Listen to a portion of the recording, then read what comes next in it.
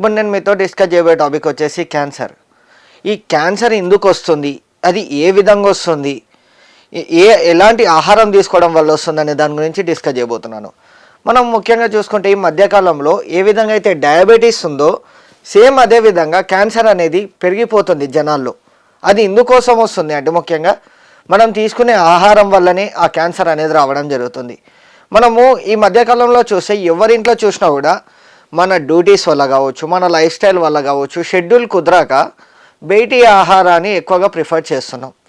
అట్లా బయటి ఆహారం ఎక్కువగా ప్రిఫర్ చేయడం వల్ల ఏమవుతుందంటే మనకు దాంట్లో ఉండే ఎక్కువ సోడియం కావచ్చు, లేదా దాంట్లో ఉన్న కెమికల్ అయినటువంటి మసాలా పౌడర్స్ యూజ్ చేయడం వల్ల కావచ్చు మనకు క్యాన్సర్ సెల్స్ అనేది ఉత్పత్తి కావడం జరుగుతుంది. మనం ఇంకోటి ఇప్పుడు మీరు అనొచ్చు, సార్ నేను ఎక్కువ బయట తిననండి, నేను ఇంట్లోనే ఎక్కువ తీసుకుంటాను. బట్ ఇంట్లో తీసుకుంటున్నారు కరెక్టే, ఎలాంటి ఆహారం తీసుకుంటున్నారు?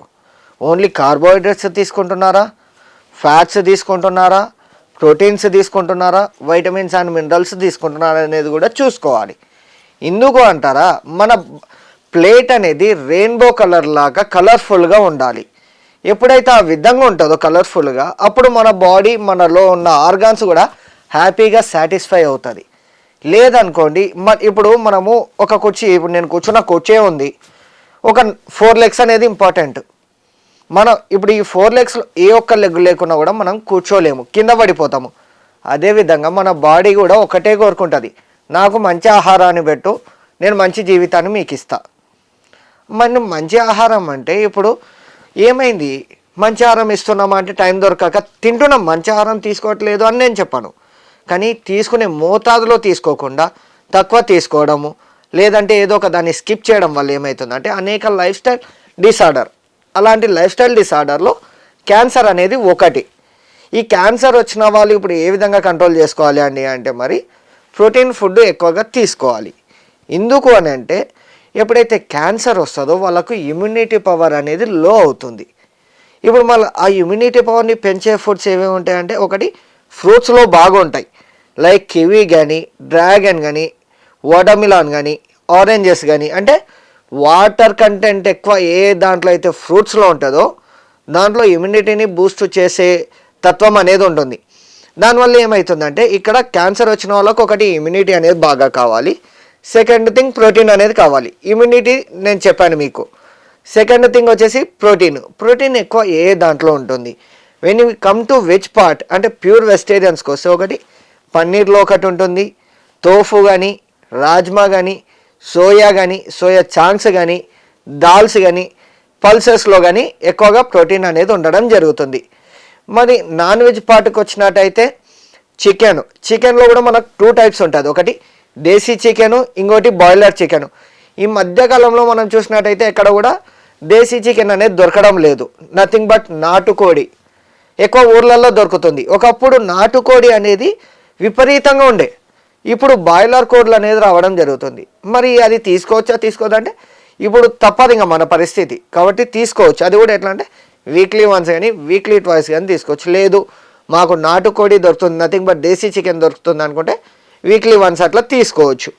Second thing egg whites. ఇప్పుడు నేను ఎగ్ వైట్స్ ఎందుకు చెప్పడం జరుగుతుందంటే ఆల్రెడీ మన బాడీలో ఫ్యాట్ పర్సంటేజ్ అనేది ఉంటుంది in the form of food రూపంలో తీసుకెళ్ళాం. దానికోసం ఏదైతే ఇప్పుడు ఆ ఎల్లో పోర్షన్ ఏదైతే ఉంటుందో ఎగ్స్లో అది వదిలేసి ఈ వైట్ పోర్షన్ని ఎక్కువగా తీసుకోవాలి. ఎందుకు అంటే ఒక్క హోల్ ఎగ్ వైట్ తీసుకున్నామా అని అంటే 4 grams ఆఫ్ ప్రోటీన్ అనేది రావడం జరుగుతుంది.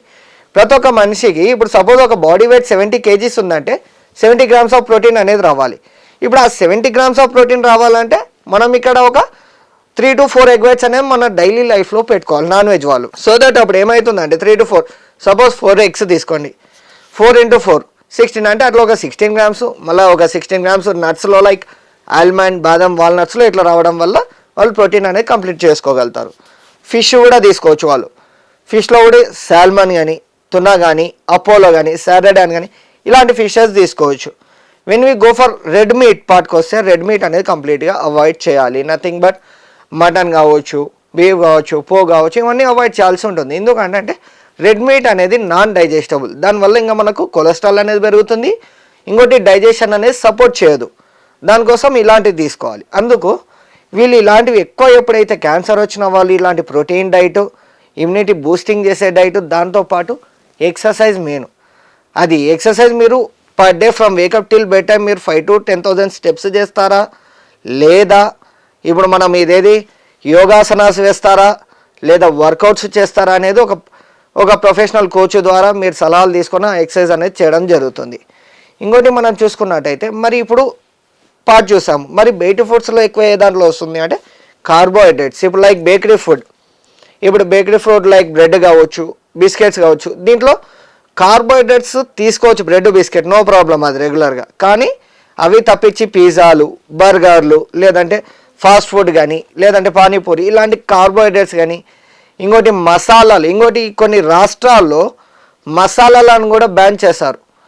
ఇప్పుడు మన తెలంగాణలో ఏ విధంగా అయితే మైనీస్ని బ్యాన్ చేశారో అదేవిధంగా కొన్ని రాష్ట్రాల్లో లైక్ కేరళ కావచ్చు, లేదంటే అమెరికన్ కంట్రీస్లో కొన్ని స్టేట్స్లో కంట్రీలో కూడా టీఎంటీ మసాలాను, మౌంట్ ఎవరెస్ట్ మసాలాను, ఇంకా కొన్ని అనేక రకాల మసాలాలను కూడా బ్యాన్ చేస్తారు. ఎందుకంటే దాని వల్ల మనకు క్యాన్సర్ వస్తుందని. మరి మనం అందుకే అంటున్నాను, ఏ ఆహారం ప్యాక్డ్ ఐటమ్ ఏదైతే ఉంటుందో దాన్ని ఒకసారి లేబుల్ చెక్ చేసుకోండి.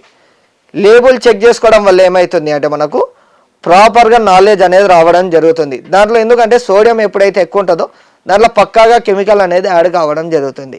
సో ఇలాంటి జాగ్రత్తలు తీసుకున్నట్టయితే మనం క్యాన్సర్ సెల్స్ నుంచి అంటే క్యాన్సర్ బారిన పడ్డా కూడా అట్లీస్ట్ వీ కెన్ కంట్రోల్ అని చేసుకోవచ్చు, లేదా రాకుండా మనం ఇలాంటి జాగ్రత్తలు కూడా తీసుకోవచ్చు అని చెప్పడం జరుగుతుంది. That's it friends, thank you.